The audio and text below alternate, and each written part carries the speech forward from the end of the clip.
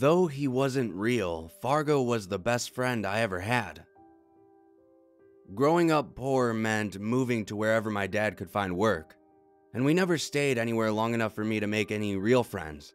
It also meant that new toys weren't a luxury we could afford, but I didn't mind. I loved Fargo more than any kid ever loved their new PlayStation or trampoline. He was a breadbasket-sized stuffed dog that we bought from a flea market. He looked like a mutt and had soulful chocolate brown eyes. The old lady we bought him from said that Fargo was a magical doll who could come to life. She also said that the moon landing was fake and that Ronald Reagan was the reincarnation of Jesus. I don't think my parents took her seriously. Her word was enough for my imagination though, and soon, Fargo had come to life, even if I had forgotten the stuff about the moon and Ronald Reagan. Every day after school, Fargo and I would go treasure hunting around the neighborhood together. He would lead me to all sorts of amazing things. A stick that was actually a magic wand, a piece of glass that was actually a diamond, and a bird's nest that was a king's crown. It didn't matter to me that I didn't have any money or friends. Fargo made sure that I was the happiest kid in the world.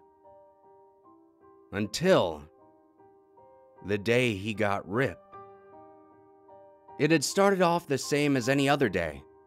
Fargo had told me that there were mermaid scales down by the creek, and so we went looking for them. We had just found a big one when I heard a low rumble coming from beside me. Fargo was growling. He was turned away from the creek, looking at something behind me. I turned around to see a man I didn't know. He wore a washed-out denim jacket and smelled like cigarettes. When I looked at him, I couldn't help but get a sinking, uneasy feeling in my stomach. He smiled at me. "Hey kid," he said. "What are you doing out here?" "Collecting mermaid scales?" I answered. "Oh, is that right?" the man asked, edging towards me. "Well, I've got a whole real-life mermaid back at my house, and she's just giving away her scales for free. Wanna see?" I backed up towards the creek. No thank you, mister. My mom says I'm not supposed to go off with strangers." I could hear Fargo growling again, but the man didn't seem to notice. "Come on, kid. You gonna pass up the chance to see a real-life mermaid?" the man said, and his grin widened to reveal several gaps in his crooked yellow teeth. He was still edging closer to me, and I got the sudden urge to run. I glanced around and saw I was in an elbow in the creek. The only way out was forward. I picked Fargo up and held him out in front of me like a shield. He barked and snapped at the man, but the man didn't seem to notice. "Is that for me?" the man asked. He lunged at me. I pulled back, but it was too late. He had swiped Fargo from my hands. "Oh, he's a cute dog," the man said. He reached into his pocket and pulled out a little brown knife. He clicked a silver button on the side, and a blade popped out. He stuck the blade into Fargo's stomach, and Fargo let out a yelp that the man couldn't hear. He threw Fargo on the ground, and Fargo lay there whimpering, staring at me with pleading eyes as his stuffing leaked out onto the ground. I took another step back and felt my foot sink into the mud. I had reached the embankment of the creek. I tried to swallow, but my mouth was dry. My heart pounded in my ears. I had to run. The man lunged for me again. I felt his fingers close around my wrist. I squeezed my eyes shut and tried to pretend I was somewhere else. I heard a scream, and I opened my eyes again to see the man stumbling backwards, swinging his arms around wildly. A stray dog was leaping at him, barking and snapping. The dog clamped his jaws around the man's knife arm, and the arm spurted blood. There was a loud rip, and the dog's jaws came unglued from the man's wrist, taking part of the denim jacket with him. He slashed the dog across the face, and the dog yelped and fell back. The man charged, but the dog crouched down low, sending the man tumbling headlong into the mud of the creek.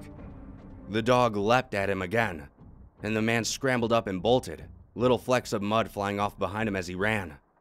I could hear the dog growling somewhere behind me as I watched the man disappear into the distance. The growling stopped, and I turned around to see that the dog was gone. I walked over and picked up Fargo, but he wasn't alive anymore. His little brown eyes stared at nothing, plastic and empty, and his stuffing spilled out of the rips in his belly and face. It wasn't until I leaned in closer and saw the little piece of washed out denim sticking out of Fargo's mouth and the flecks of blood that dotted his muzzle that I remembered the man hadn't slashed Fargo's face at all. He had slashed the stray's face. My arms prickled up with goosebumps, and I gently tugged at the scrap of denim. It slid out of Fargo's mouth, and the seam that had always closed up his snout sealed up behind it. Fargo never moved again after that day, and as the years went by and I grew up, I realized that the scrap of denim in Fargo's mouth must have just been my imagination. After all, the world isn't like a story. Toys don't really come to life because you want them to.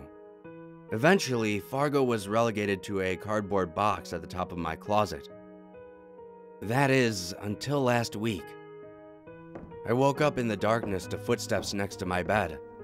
I froze with fear, not daring to breathe.